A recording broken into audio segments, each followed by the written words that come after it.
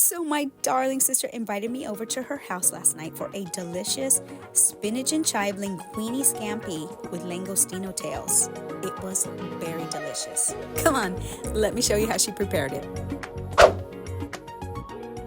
She started by boiling an 8-ounce package of spinach and chive linguine pasta from Trader Joe's. Then she chopped up a half of a small onion. She then took 8 ounces of butter and added it to a saute pan.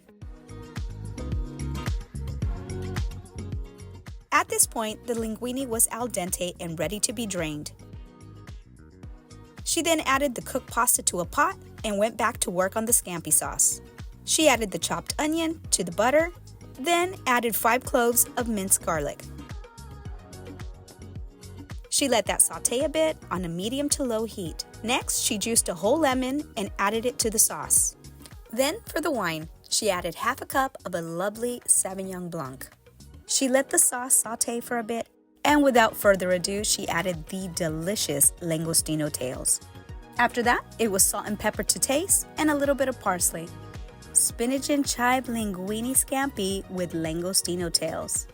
Very delicious. And there you have it, guys. I hope you enjoyed this recipe. If you like what you see here, please be sure to like, subscribe, and maybe even comment. Thanks for watching, and see you at the next video. Bye-bye.